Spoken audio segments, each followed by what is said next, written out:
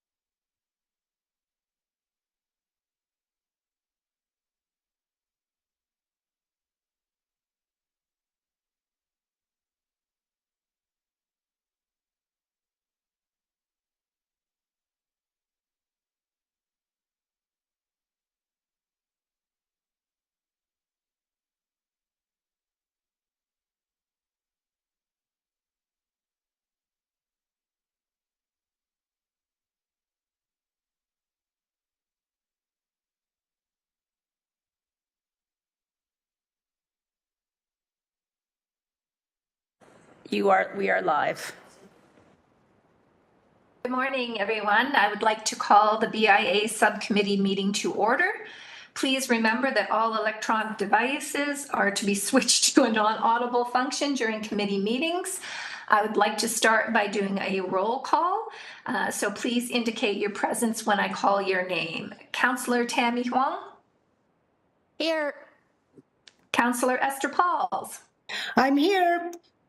Councillor Maureen Wilson, Present.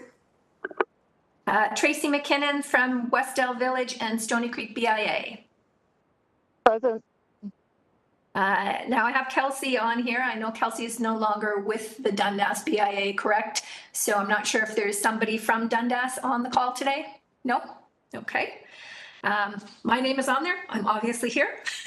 Heather Peter from Ancaster BIA. Present. Doris Sanchez from Concession Street BIA.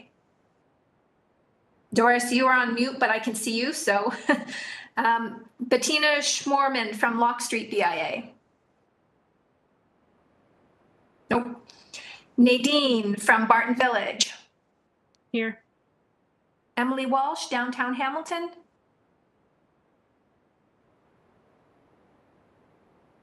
So that's no for Emily. Stephanie Whaler from Ottawa Street BIA. I'm here. Susie Braithwaite from International Village. Here. So I believe that's everyone, Madam Clerk, that's on the list. That's correct. All right, so we have quorum. We're going to move forward. Madam Clerk, are there any changes to the agenda? No, Madam Chair, there are no changes to the agenda. Therefore, may I have a mover and a seconder to approve the agenda as presented?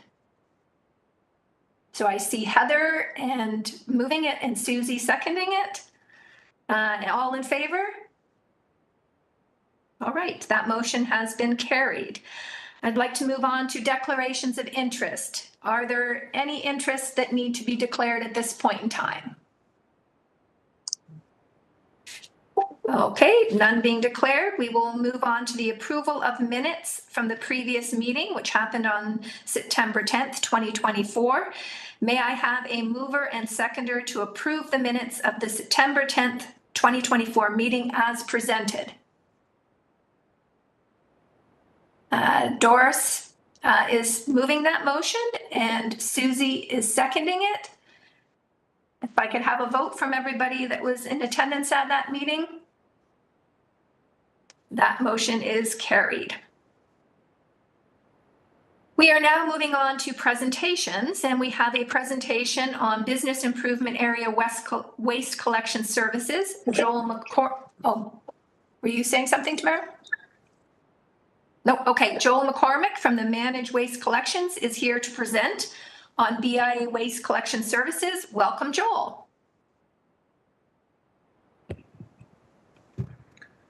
Good morning, everybody.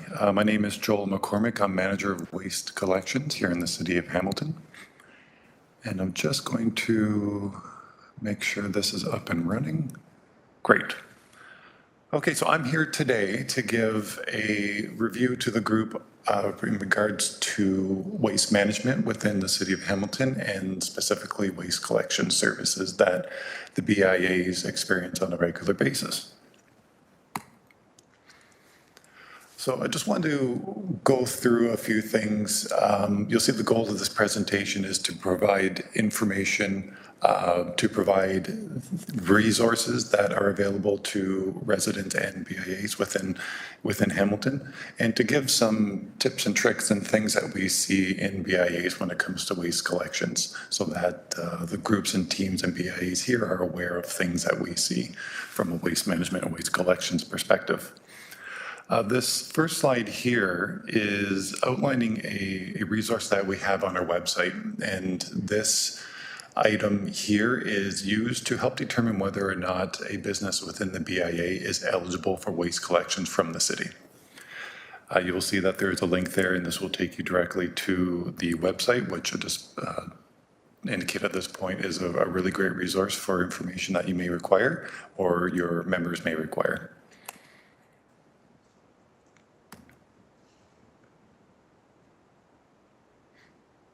Sorry, just trying to, there we go. This slide here is outlining some of the criteria that is on our website that helps determine whether or not the business is eligible for waste collections.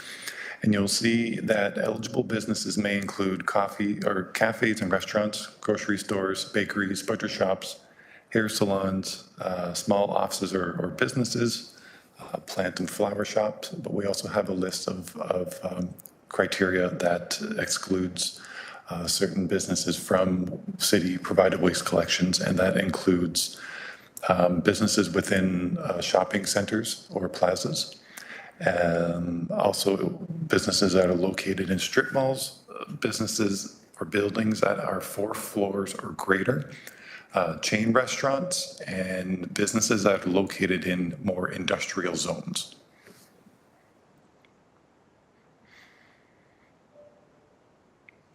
So I did want to take a moment to go through the waste collection services that are provided to the commercial businesses within the BIAs. On the left here, you'll see the services listed and then the restrictions or the allowable limits related to each of the waste streams. And in addition to that, just a little bit of tips and tricks to ensure that waste collections is successful within the BIAs.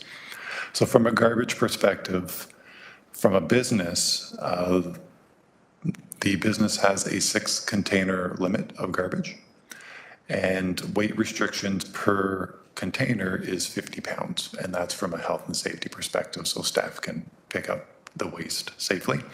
One important note that we do want to ensure that all is aware that we don't want any sharp objects placed in the garbage, that if there's any broken glass or knives or needles, needles should be taken to a proper disposal facility like our community recycling centers, and any broken glass or sharp objects should be placed in a cardboard box and clearly identified as sharp objects. We do want to ensure the safety of our operators as they go through, and this is something that we see far too often. Not specifically in the BIAs, but in general through the city. For organic waste, green bin, it is an unlimited container, weekly container limit, and the weight restrictions are the same as garbage at 50 pounds.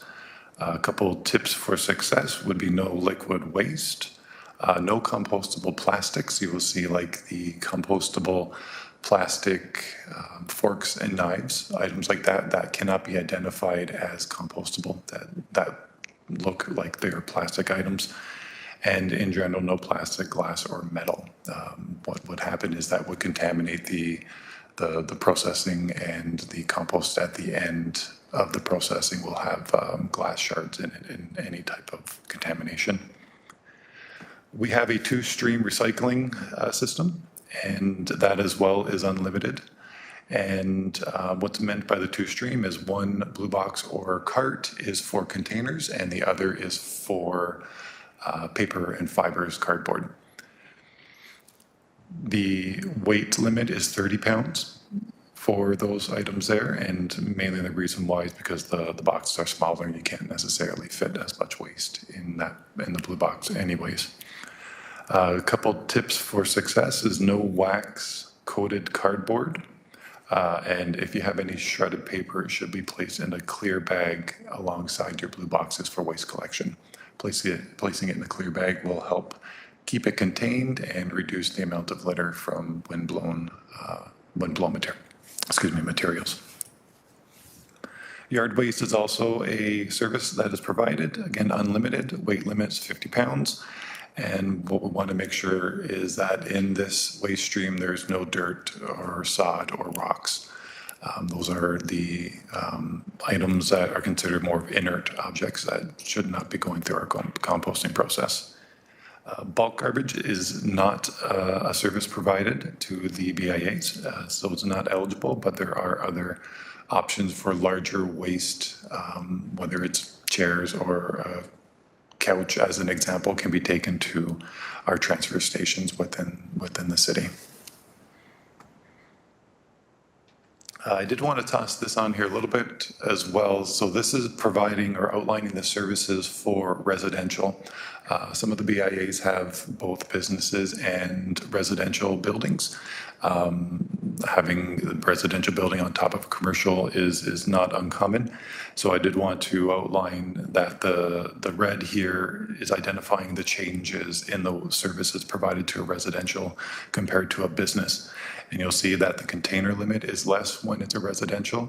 The residential property per unit gets 1 container limit. And you'll also see at the bottom there, a bulk waste residential unit will get 4 items of bulk per week. And it's a call-in bulk service, so we have to call into 546 City in order to schedule that bulk. One important thing to know that this is for any bulk collection, whether it's commercial or residential, that any mattresses or box springs must be wrapped. That is the only way that they will be collected.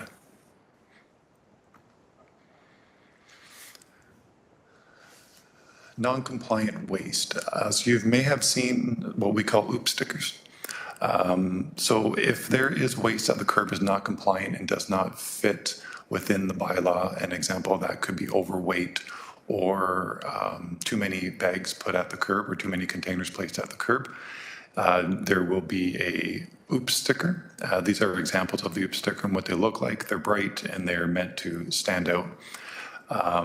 So basically what happens at that point, if it's non-compliant, it will be tagged by our waste collection operators and it will be left at the curb. And at that point, it will be the responsibility of the property owner or tenant to manage that waste moving forward. The actual OOP stickers will identify issues or possible issues with the waste, but there is also the opportunity to call into the city, the customer contact center at 546 City for additional information.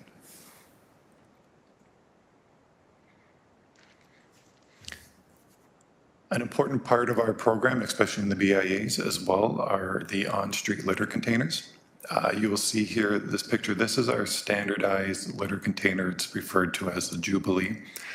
You will see its design is made of plastic. It's durable, fade resistant, but it's also enclosed. And having an enclosed litter container is a part of our litter management strategy to keep wind-blown materials in the litter containers.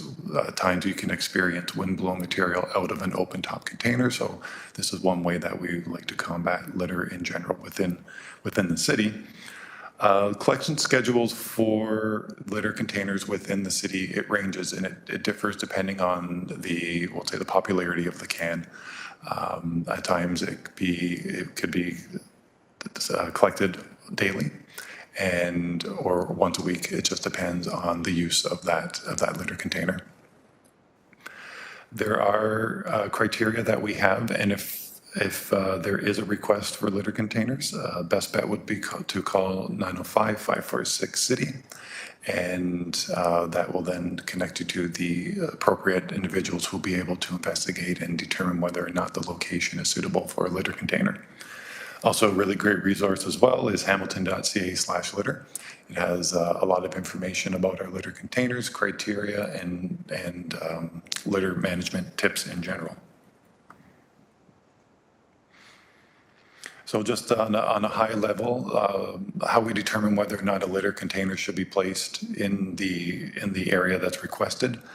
The business improvement areas and busy commercial zones are areas where we tend to put litter containers based on the foot traffic and based on the amount of people that are there.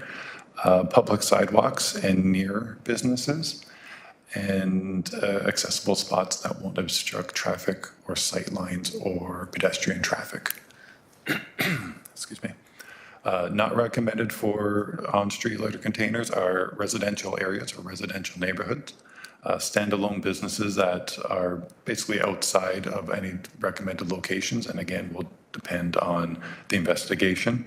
And we do at times review existing locations where we have litter containers, especially if they would be a problematic area, whether it's more vandalism, a traffic safety or pedestrian issue blocking sidewalks, or if it is or if the container becomes an illegal dumping location.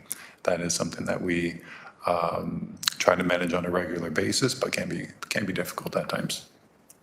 So the point of that would be at times you may see some litter containers that are moved or removed or relocated just based on items or these risks that we could see.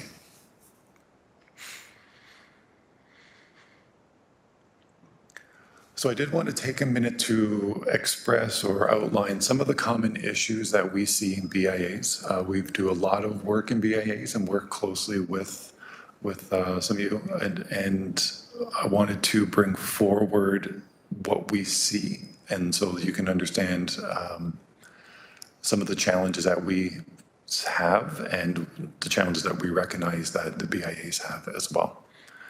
So one issue that we tend to see is over the allowable limit for garbage. Like I mentioned earlier, residential units have one garbage container per unit, and a commercial business gets 6 per commercial business, and that would be for their scheduled pickup. There are ways to avoid running into the issue of having an OOPS tag placed on over the limit. Basically stay within the allowable limit at the curb, and if there is extra waste, you can take the extra waste to a community recycling center or a transfer station within the city. An item that we see as well, which it doesn't help in regards to illegal dumping and litter issues throughout the city, is waste being placed at the curb outside of the regular scheduled collection days. There are situations where waste collection is on a certain day, but the businesses may not be open that day, so waste is put out early. That in itself is considered illegal dumping and can be considered, it's considered illegal dumping and could be subject to any type of penalties, including fines. There are obviously impacts to this if there's waste left at the curb, and thoroughly from a beautification perspective in the BIA, but also from litter if the waste gets torn apart from any type of animals that might be running around in the evening there. A way to help this is store waste in a proper designated area until your waste collection days, and ensure that the waste is put out no earlier than 7 p.m. the night before the scheduled waste collection, and no later than 7 a.m. of your scheduled waste collection day.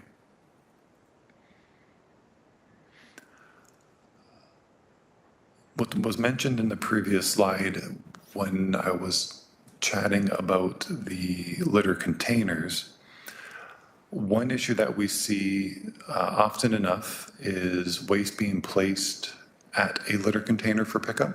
Now, some litter containers, like I mentioned, are collected on a daily basis, and at times some property owners will become aware and they'll place that waste at the curb on a regular basis, if not daily. That in itself is considered illegal dumping as well, but also using the litter containers for regular household or commercial waste, like putting it inside of it, is considered illegal dumping. That in itself will as well cause issues of overflowing litter containers when large garbage bags are placed into those containers. So we want to ensure that the litter containers are used for regular litter that residents may have while walking around the BIAs, and not necessarily for any residents or business owners wanting to get rid of their waste.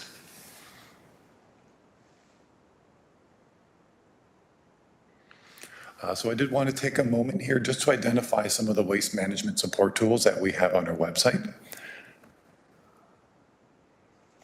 On our website, we have an area that's called What Goes Where, and what we can do, or what a resident or a business owner can do, is type in to the type field and the item that they want to understand where it should go, whether it's garbage or recycling. And once you press search, it will pop up and tell the individual what waste stream that item should be going to. So it's quite a good resource tool that is used.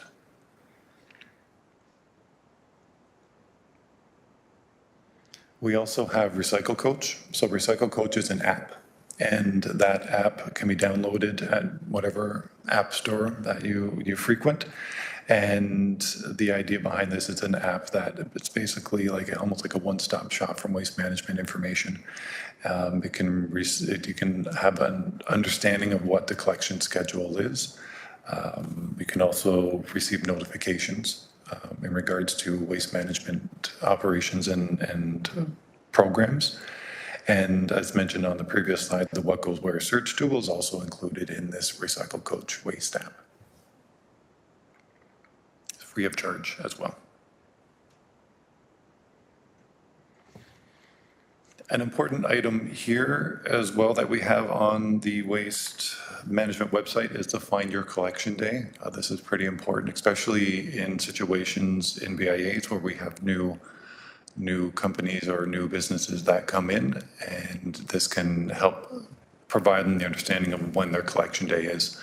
On the left there is an example of one of our waste collection schedules for Mondays, and you'll see that on holidays or long weekends, we tend to have a shift in waste collection schedules. So if you're collected on a Monday and Monday is a statutory holiday, your waste collections would usually be pushed over to a Tuesday, and Tuesdays, Wednesdays, and so on and so forth. So at times it can be a bit confusing. So that's why we have this information here that's readily available for residents or those who need to confirm their waste collection schedule. Like I mentioned at the beginning of the presentation here, we do have information for businesses to determine whether or not they are eligible for city-provided waste collection services. And the last item here I do want to bring up, it is a new program that Waste Management has. It's a single-use plastic business recognition.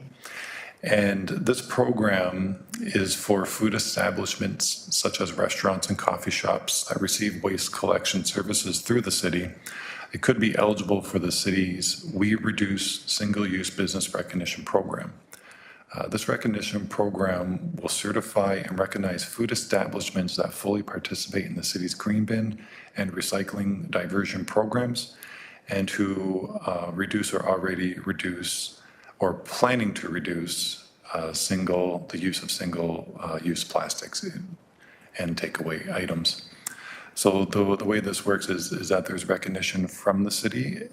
As you go on the website, you'll see that there is the opportunity for the business to apply through the website, and all food establishments certified within the city's We Reduce Single-Use program will be recognized and profiled by the city on public forums such as the website and social media channels. You would also receive a window decal to display for customers indicating that this establishment is a part of the Reduced Single-Use Plastic program within the city.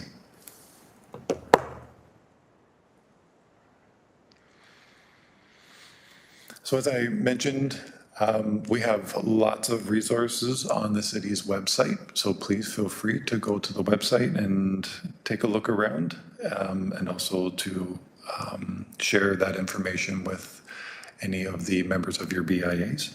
And also, should you have any questions and want to contact the city directly, the city's customer contact center number is 905-546-CITY, which is 2489.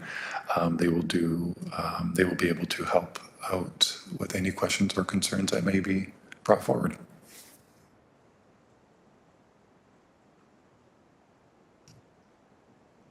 And that is all. I will stop sharing.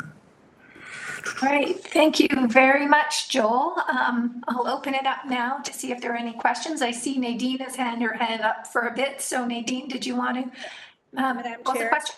Madam Chair, there's a speakers list in the chat. Councillor Huang and then Nadine. Sorry. Councillor Wang first. Thank you.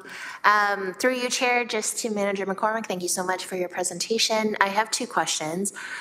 First question is, have we ever considered like sort of communal, sort of giant, large pickups, similar to how Waste Management might have a 3-yard or a 6-yard sort of container?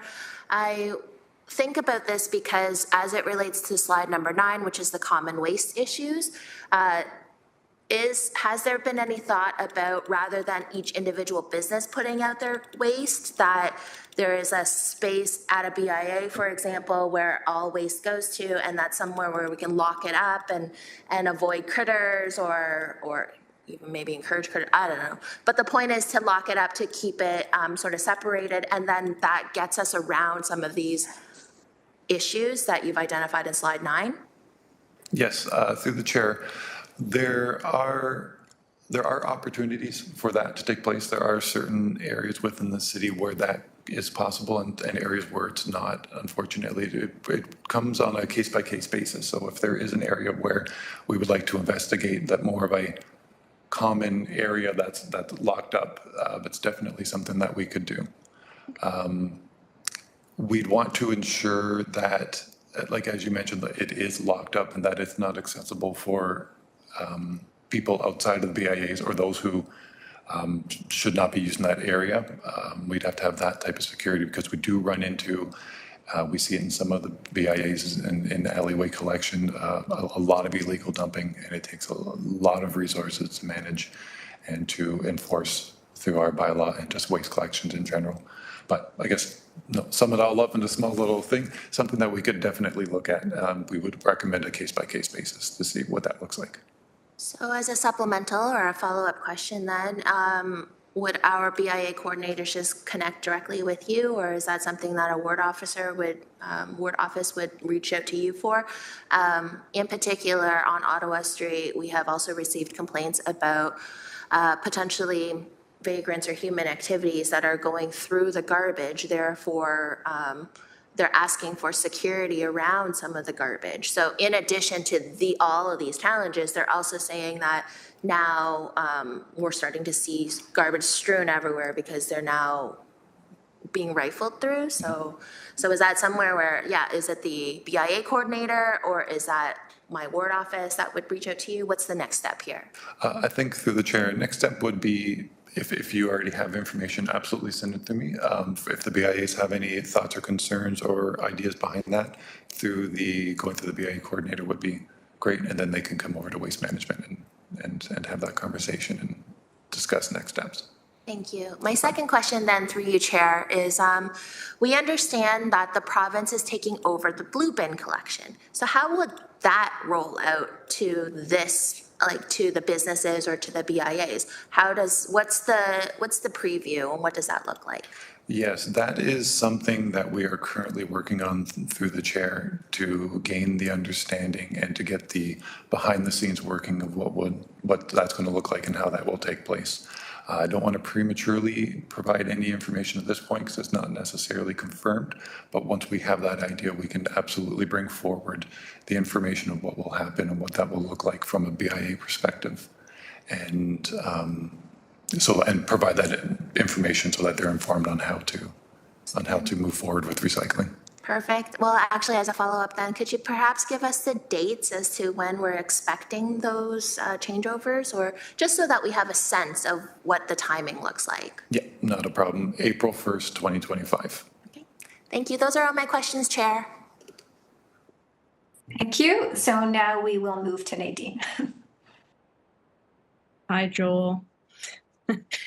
Joel and I have spent a lot of time together working on some waste issues in Barton Village. I have some questions around, we'll start with the on-street containers. We recently did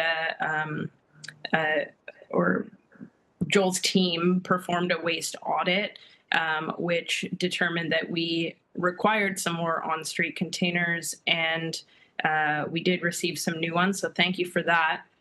We'd like to keep them clean, though, so I'm wondering about specifically graffiti removal on the on-street containers. What would you like the process, or what is the process for getting that addressed? Through the chair, yes, the graffiti on litter containers can be an issue at times, yes. The process which would be moving forward would be best you can either contact 546 City and identify the litter container that is an issue, and then that will be sent to our staff directly to manage. So service requests would be created and we would manage that. If you have something specific, you could always go through the BIA coordinator as well, and then Christine could connect with myself or waste management staff. Okay, great. Thank you. My next question is around enforcement. As you mentioned, some of the concerns, waste being at the curb outside of designated hours, sometimes waste getting missed that we find can sit all week. I'm wondering, you said that this is considered illegal dumping and could be subject to fines and things like that. I'm just wondering what that process looks like and how can the BIAs help to get it addressed, because the enforcement piece doesn't seem to be happening. So through the chair, yeah, it can be very difficult at times. One of what I suggest, one of the things is ensure that the property owners, or whether it's the commercial units or residents, they understand that it is their responsibility. So as a new business comes into the BIA, perhaps an education package or information saying these are the rules of the road, to ensure that we're not experiencing illegal dumping being placed at the curb. From an enforcement perspective, our team of bylaw officers, we're quite small. We have 2 full-time and 2 part-time bylaw officers for the city. And we obviously have proactive and reactive calls.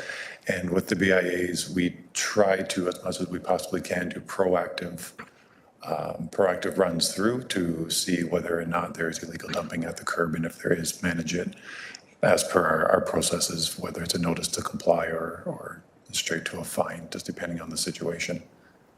If you're experiencing the illegal dumping, it would be best to call the 546 city, the theme here, but that's actually the quickest way, because then that would be sent directly to us as a service request to manage, and that could be dispatched right away. We do know that it's challenging when it comes to that, but I do believe that in some circumstances, the education factor does come into play and it does help, while there are other situations where it doesn't matter, and enforcement is the only way to take care of the situation. Okay, thank you. One more question. I know that the BIAs, ours in particular, occasionally arrange cleanups, working with teams like Beautiful Alleys or working through Team Up to Cleanup. We do have a group of volunteers that come out every other week for this purpose. We're finding a bit of a challenge in acquiring resources, in particular orange bags, to be able to accommodate the volunteers in doing this work. Is there a way to, I don't know, drop a couple boxes off to each BIA so that we have them having to register with Team Up to Cleanup every other week? I recognize that there's tracking that's going on about this type of activity. It feels like a heavy lift to be registering, to have one volunteer go out and pick up a bag of garbage. In addition to that, support for these kinds of cleanups, wondering about access to the transfer stations and whether or not the BIAs could, if we have the ability to move items from the BIA to the transfer station ourselves, whether we can have access. I know if we register through Team Up to Cleanup, we have the ability to get a waiver essentially for the transfer station, but it's a one-time deal and we don't always know when that's going to happen.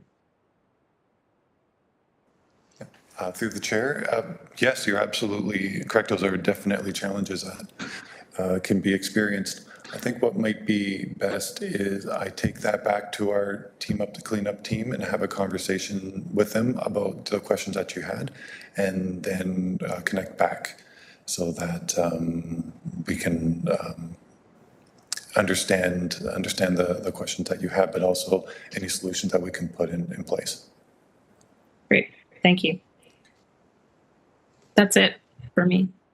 Thank you, Nadine. Are there any other questions other than the ones that came through the chat? I'm going to just throw Can I jump in, please? Pardon me? Sorry, could I jump in, please? Tracy? Yeah, sorry, I'm on my phone. I can't raise my Go hand. ahead. Thank you. First of all, thank you. You guys have been doing an awesome job. We had a very busy weekend in Westdale, and your crews were excellent and have been throughout the summer. So thank you. You're excellent in Stony Creek, Lock and Westdale. There was one comment about each business unit gets a 6-bag pickup. I just wanted to confirm that because we had one issue. We have one building that has one address, one building has 4 units, and they've been told it's 6 bags for the whole building. I just wanted to clarify if it's per commercial unit or per building address. Right through the chair, I believe I know what property you're referring to. I think it might be best that I take this back and see what the property is or how it's identified under the tax roll. I think that might be one of the issues that might be we the may be issue. running into. So if I can take that back and connect back with you to confirm. Okay, sure. Yeah, I think they kind of manage. They're sort of managing, but I just heard some more grumbling, so I'm just wondering. That's all. And then another comment. Thank you. When we've had busier events and weekends, it's great that we put out a couple extra containers and then tie up the bag on top. So I just want to let you know that's working very well. Because then when your crews come around, they pick up that extra bag. So that helped us manage throughout busy weekend. So thank you.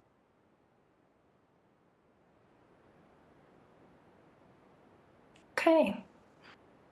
Can I just throw to Susie for 1 second to take the chair? I have a very quick question for you.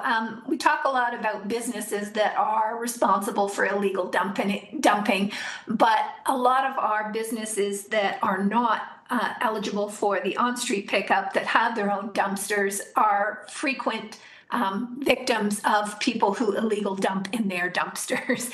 I know you talk about the bylaw officers being very strained. This seems to just be an increasing cost on those businesses that do not seem to have a viable option to manage that.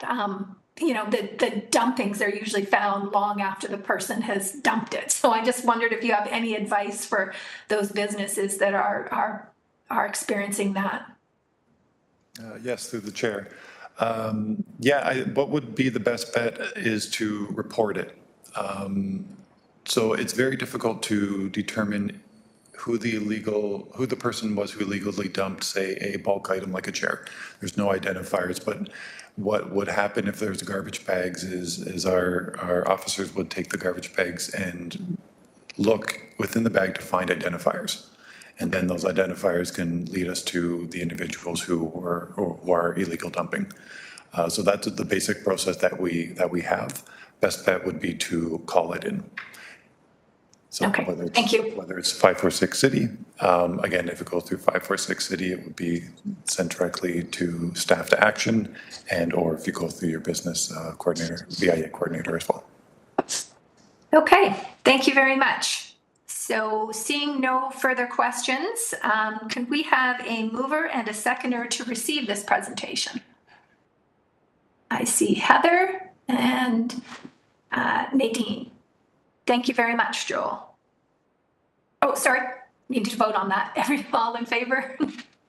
All right, thank you very much. Okay, I think we are moving on to expenditure requests. So I'm going to start off with Concession Street. Doris, you have a expenditure request. If I could ask you to read it completely to make your motion, please.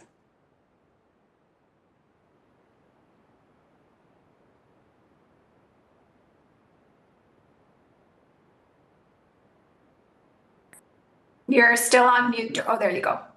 The expenditure request from the Concession Street Business Improvement Area in the amount of $14,271.77 be spent on 2 new benches on Concession Street, teardrop banners, planters and plant maintenance, monthly sidewalk cleanup, and proper storage units for all Concession Street BIA improvement areas, special events, equipment, and peripherals to be funded from the parking revenue sharing program.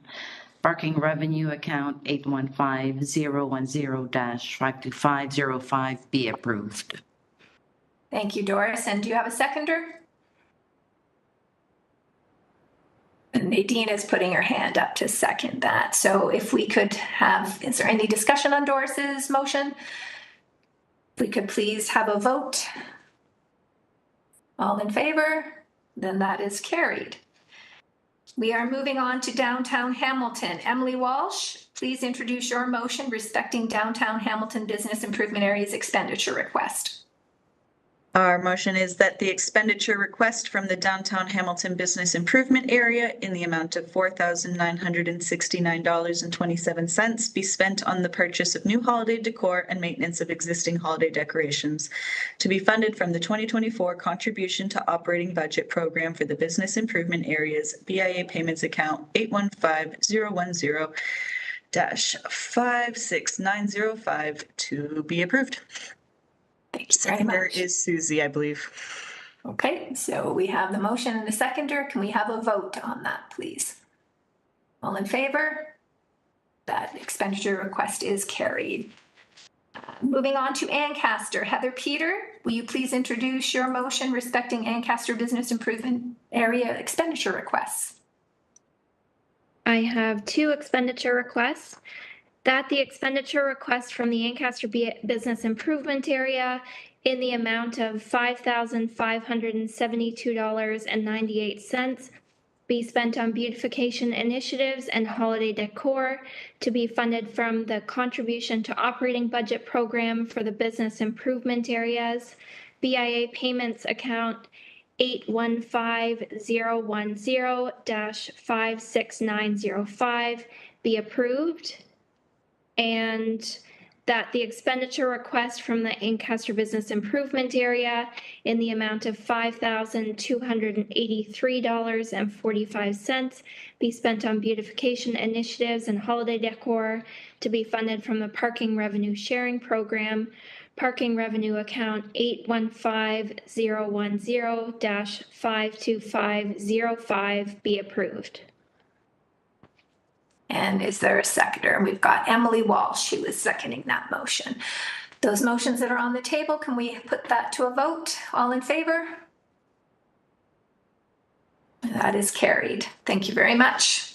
We are on to Barton. Nadine from Barton Village. Can you please introduce your motion respecting Barton Village expenditure requests?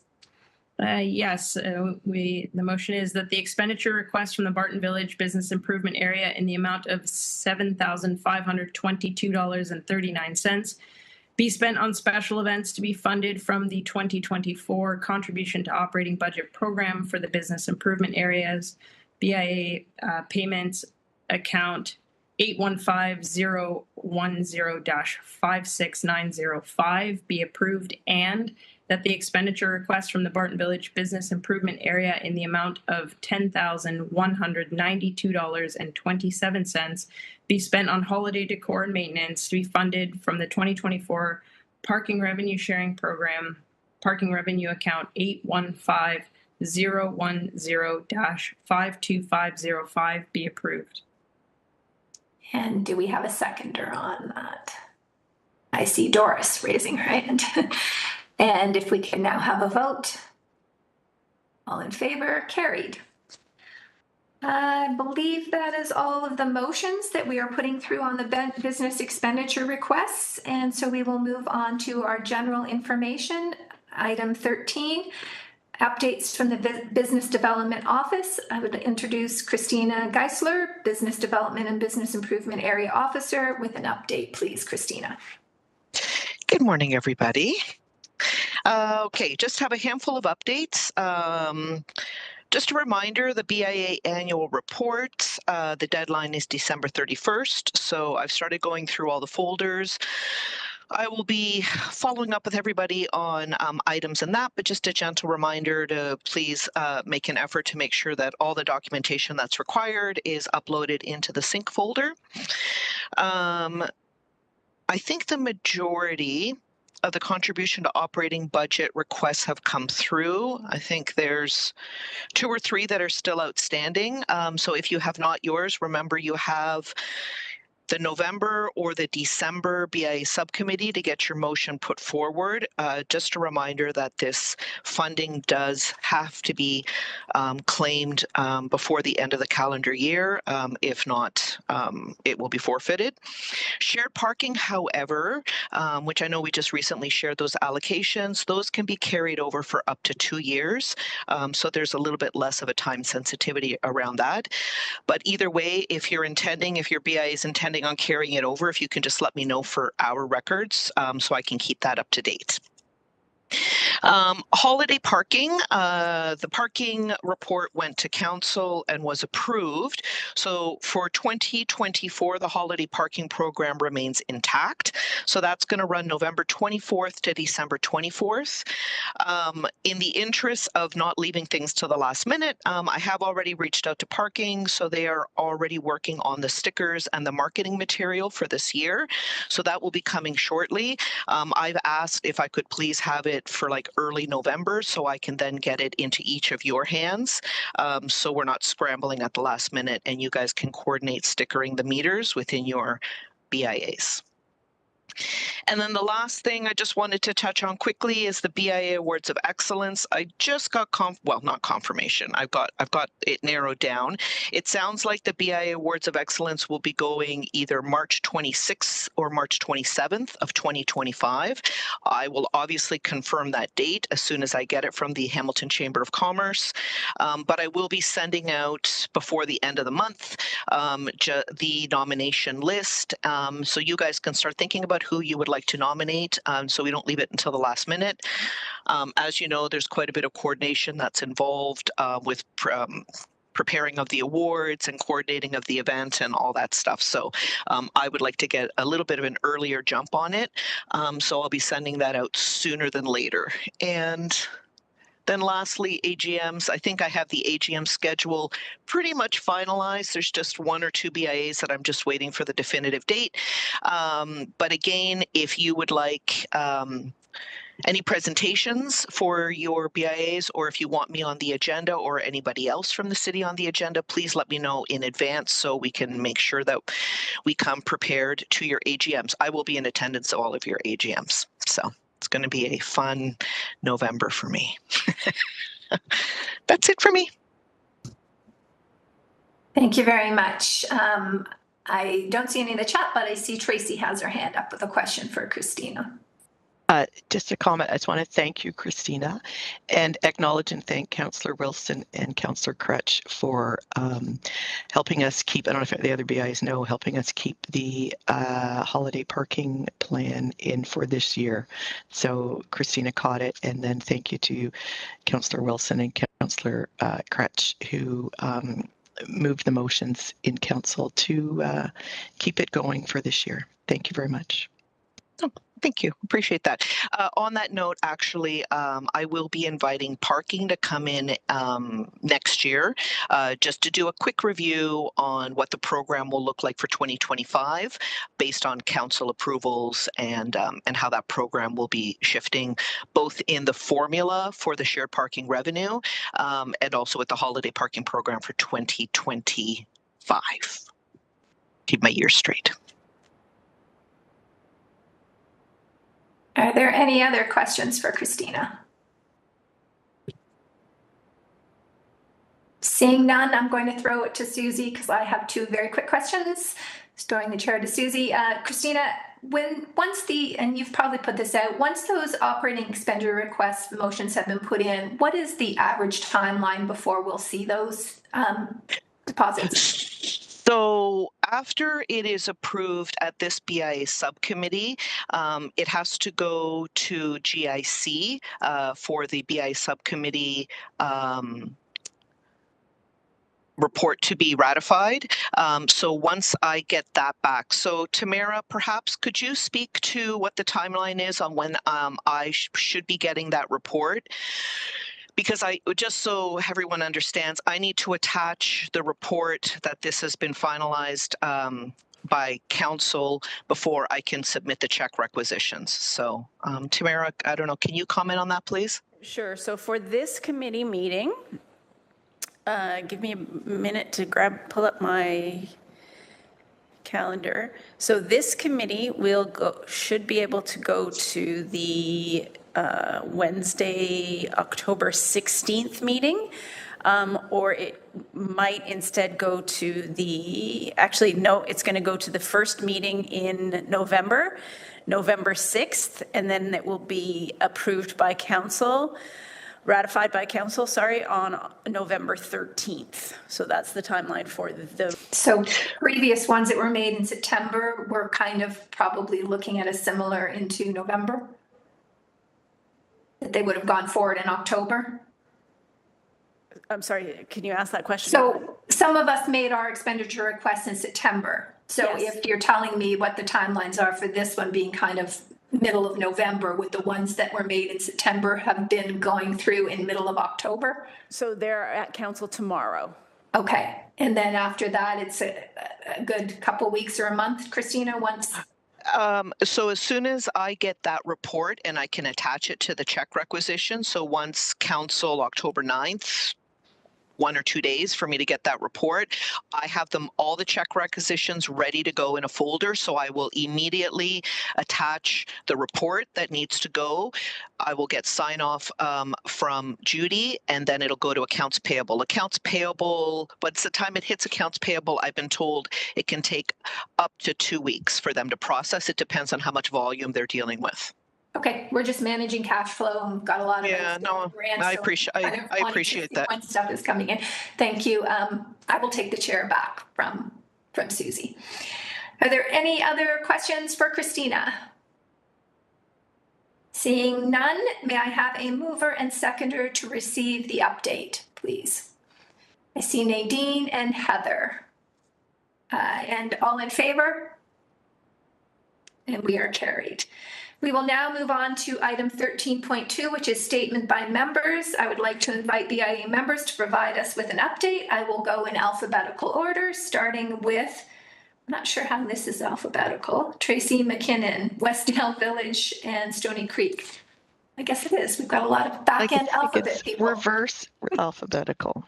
Okay, I thought I had another minute. Okay, so let's start East End. Let's start with downtown Stony Creek. We are excited to say that we are virtually got zero vacancy.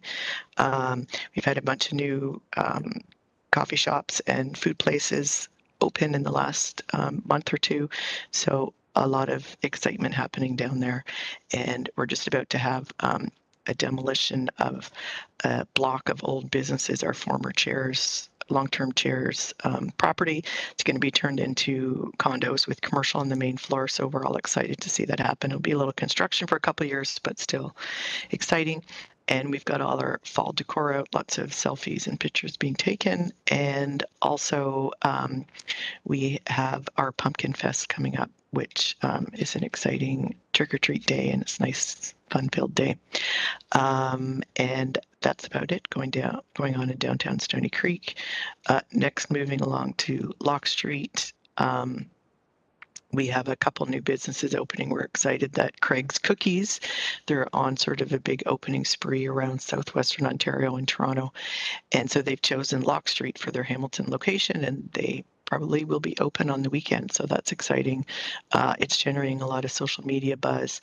A couple other businesses that are new, like Noir, again, lots of social media buzz. So it's good to see lots of businesses on social media. We have our fall version of Sundays Unlocked. There was a huge storm in August, so we moved it to October 20th. So quite excited to have a fall version of the Sundays Unlocked. And we got our fall decor up, and people are excited about this new change.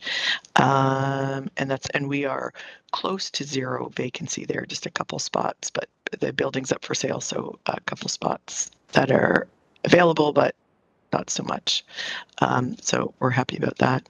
Then moving west to Westdale, we just had homecoming. I'm sure you've heard about it in the news, but thanks to Councillor Wilson's leadership on keeping things contained and controlled, it was generally nice, pleasant weekend around Westdale.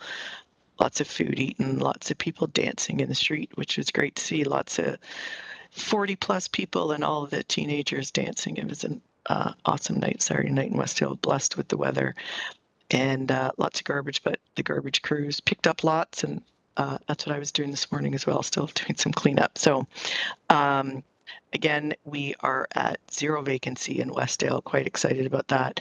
And we've got a new sort of food place opening. Westdale's full of food places because so many students around. We've got Columbia College and Westdale High and the university. So lots of food being consumed, lots of patio tables being sat on. And yeah, we're sad to see by our next meeting, all the patios will close. But again, happy and thankful to Councillor Wilson for her leadership on making that a permanent program. And that's it for me. Thank you. Thank you, Tracy. I'll go last, and I'll move to Heather Peter from Ancaster, please, Heather. Okay, so we have, we're just on to the last week of the Ancaster Farmers Market. So come on out on Wednesday if you're available. It's our last week out there. We have our pumpkin pop-up, a small event planned for October 26th, a Saturday. So that's exciting. We're going to be taking part in Hamilton Day. And then also we have our tree lighting and Ancaster Christmas happening on the Thursday, December 5th. Our mums have just gone out, so we have some fall decor coming out on the street here. Trails Cafe has officially opened, so that's been very exciting in the community here. We also have a new, we have Tara Nickel, who is an osteopath, has just opened in the BIA here. We also have a new realtor, Jake Nickel. And I didn't mention this before, but we also have Comfort Bears, which is a very nice nonprofit that provides little bears to kids in the hospital. And then also, I believe we have a restaurant space coming up for lease. So nothing has closed yet, but that's something new and exciting, perhaps. Thank you.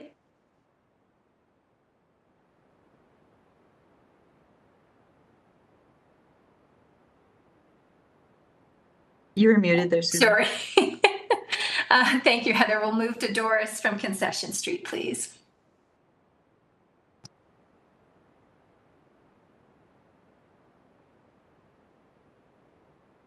Doris, you are muted. All right. Annuals were recently removed by the city as of last Friday. I had 50 planters that we planted, 10-inch mums. It's already planted in the planters. So far, at last count, I do have 2 vacancies. However, the building is for sale, so that's a little bit of arm wrestling happening there with tenants. We do have a Halloween parade, costume parade planned for November 1st, the Friday, day after Halloween. It is a PA day, and we are going to be doing them in the daytime, so we have a higher storefront participation. And this Saturday, we are sponsoring a Thanksgiving dinner along with Mountain Kids Club. That it would be from 11:30 to 2:30 p.m. at Eastmount Community Center. And 4 stores just recently opened, 2 boutiques and 2 restaurants, and finally opened. And come on down and join us for a Thanksgiving lunch. Thank you, Doris. Nadine from Barton Village, please. Okay. We also put some mums out this year. We've had a couple of them get swiped already, unfortunately, but we're trying to keep on top of it. Our last farmers market is scheduled for October 27th from 9 till 1. We're doing a bit of a fall harvest situation. Should be an exciting time. Oyster Fest, Maisie's Pearl is putting on Oyster Fest, which also will happen October 27th. More details to come on that. It is a ticketed event, so I'll let everybody know. We have had our patio picked up from in front of the BIA office. It was a nice season. We definitely learned a lot. Looking forward to making some adjustments should we decide to partner again with Hotties and Hendry's to make that happen for next year. We have started to see some of the Hamilton Day registrations from some of our businesses, Parquet, Wildcat, River Trading already on the list. As I mentioned before, we have some brand new waste receptacles. Thank you to Joel and his team for making that happen. I believe we ended up with 21 new bins along the stretch. So I did get a text message asking me if I was a magician and where all these bins came from, but I had very little to do with it. So splash pad construction is still underway at Woodlands Park. Turns out that it won't be open for Labor Day, maybe Labor Day 2025. Fingers crossed that that should wrap up before it gets too much colder. I know they're sort of in the home stretch there, so we're excited for that. And we're also excited for a new crosswalk that is going in at Barton and Emerald, working with Councillor Nan's office to see if we can't make that a decorative crosswalk in the spring. But we're excited to see the crosswalk go in either way. It's certainly a busy corner there. And our AGM will be a combination AGM and fundraiser happening November 25th. We're doing a bit of a carnival style, think stag and doe kind of games. I have 100 rubber ducks coming, and I can't wait to share with all of you what that's going to look like. So that's it from me. Thank you, Nadine. Next on my list, I have Emily from Downtown Hamilton BIA. Emily. Hi, everyone. Sorry I was late. The board meeting went a little long this morning.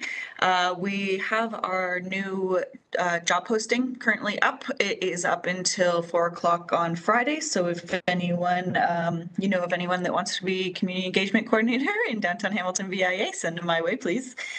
Let's see what else we got. Wouldn't you believe it, we also put out some mums. So those went out recently, and we got our fall whole decor put up as well. So excited to see it looking festive down here. Excited for Hamilton Day. We'll be participating in that as well. We have some leftover sweatshirts and t-shirts that we'll probably be selling as part of that. So everyone can show off their Downtown Hamilton pride as well. Let's see. Lost my other page here. Halloween coming up is going to be on the 25th of October in Gore Park. Excited to be bringing out some new activations for that. We're looking at some kiddie rides, balloon twister. We're bringing back the hay maze and the face painting and everything like that. So we're very excited for a fun day down here. Christmas, we were very excited to hear that Rotary Hamilton would be taking over the Christmas Tree of Hope with the closure of CHML. So we'll be working with them on the charity aspect of the tree lighting downtown, which will be taking place on December 6th. And just booked the date for our AGM. It's looking like November 14th. So looking forward to that too. We did have one closure. We were very sad to see our location of Bread Bar go the way. But we were very excited to have two new businesses join us. BitTrust is on John Street. It is a Bitcoin selling location, I suppose. And Kinton Ramen has just joined us on King William. So I am very excited to be heading over there for a lunch pretty soon. Looking forward to it. And that's it for me. Thank you, Emily. I'll move to Ottawa Street now, and Stephanie, please. Hello, everyone. September 28th, we had our sidewalk sale. It rained, it poured, but it invited people to shop. And so instead of participating in our free activities that I set up in the rain, people were spending money indoors. So many of the businesses I've spoken to have had record sales for this day. So as much as it felt like a bit of a rainy failure, it was actually a success. So I'm very happy about that. We are participating in Hamilton Day, but before that, we have our Halloween haunt. And this year we're doing it as kind of like a school parade where all the kids will line up, do a trip through Ottawa Street showing off all of their costumes instead of doing the trick or treat style, which costs the businesses a lot of money and candy and a lot of chaos for several hours in a row. We're navigating it to reduce the impact. Following that, we have Hamilton Day, and we're bringing the reptile show back to the Move Room, which invited so many people to come. So I'm hoping for another success. And following that, we have our Christmas, and this year we're doing a hot chocolate fest. At conference, I met the Peterborough BIA, and they had a lot of success in their hot chocolate fest that is participated for a whole week, and it doesn't involve a lot of Stephanie participation. And so we're trying to move towards events that don't require 100% Stephanie, because I am one person. So we're very excited to try that model out this year. We have no new vacancies. We're still working on filling the 9.5 that we currently have, but we have a new website. And so I'm very hopeful with our new website and the traffic to it and the vacancies being advertised on that website that maybe we'll be able to fill them. Other than that, that is it. Thank you so much. Thank you, Stephanie. I have Susie up. Are you able to speak, Susie? I can. Thanks, Susan, and thanks for chairing today. As everyone can see, I am under the weather. Big surprise this time of year. We have a new business at 310 King Street East called King Sandwiches. They'll be opening any day now. And as I'm sure you've heard, Black Forest Inn is back open again. So that's good news for our area. We had our AGM already on October 1st. Went smoothly, so got that out of the way. On October 19th, we are hosting our Ghostly Block Party, which is our 3rd annual event that we're doing. And in coordination with the City of Hamilton, we are doing a pop-up Village Pride at Ferguson Station. That's Halloween themed that day. So we've partnered with House of Adam and Steve. So we're very excited to see some Halloween drag performances, so be sure to come out to that. City of Hamilton has hosted a Black-owned market through Empowerment Squared and salsa dancing on September 20th. And on October 21st to the 25th, there'll be a startup company marketplace with the YWCA. That's with the Business Center. And then the YWCA will be a Women Power Up market on October 26th. Our fall corn stalks have gone up on the street, so it looks very fall vibes down here right now. And we will be participating in Hamilton Day, still having a difficult time trying to figure out what to do with that. We're trying to find some roaming artists and was hoping to get a list from the chamber, but we have not yet. So we're still working on that, but hopefully we'll have some musicians out on the street. So aside from that, very busy time, not a great time to be sick, but thanks to Susan for taking over today. Hopefully I'll be back to myself next month. Thank you, Susie. I'm going to throw to you for my quick update, and it will be quick. In 8 years of doing this, I don't think we have had a busier fall. And top of the usual things, we have a whole bunch of other layers. And I'm looking at my to-do list and not really sure how we're going to pull it off, but I guess some miracles will happen. We have 2 more farmers markets. We close on October 19th. So this coming weekend for Thanksgiving will be a great day for a lot of the harvest, and we'll have 1 more after that. Our Scarecrow Walk starts this Friday. It is our 8th annual. It is our most scarecrows ever. There will be probably close to 150 scarecrows up around Waterdown Village from Friday the 11th until Halloween. And then we have our treat walk on October 26th. Weather for the last few years has really had a positive impact on the attendance for the treat walk. So I'm finding it incredibly difficult to gauge and tell our members how many people to expect, because if they buy 1,000 candies and it rains, they'll have a lot of candy to eat the next day.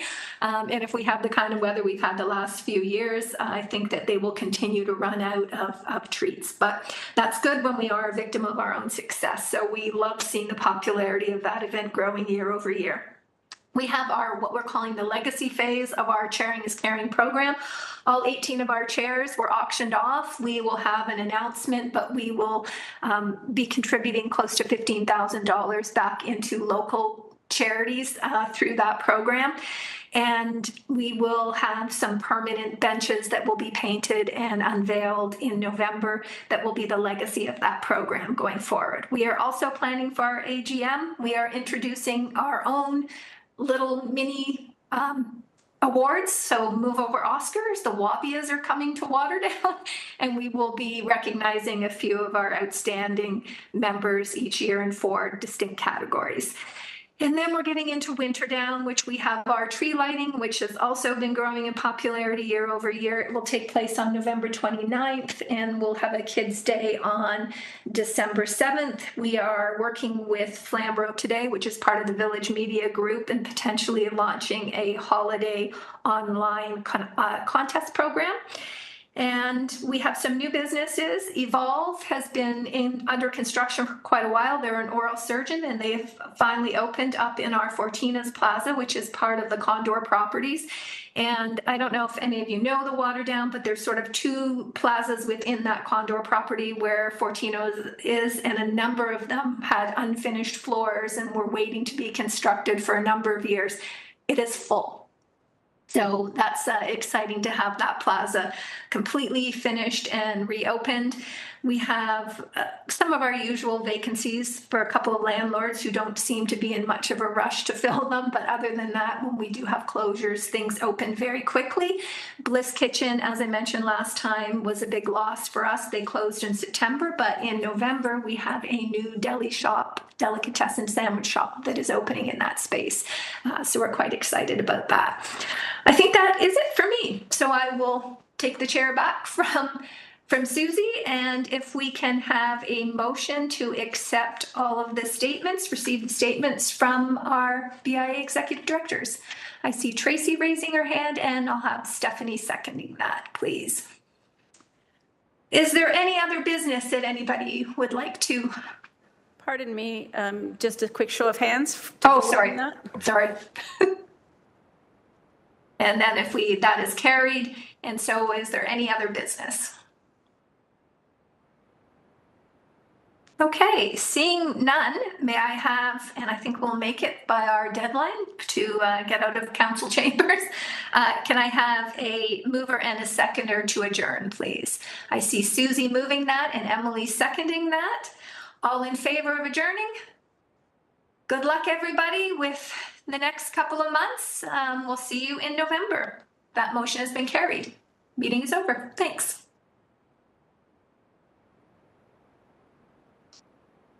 Thank you, everyone.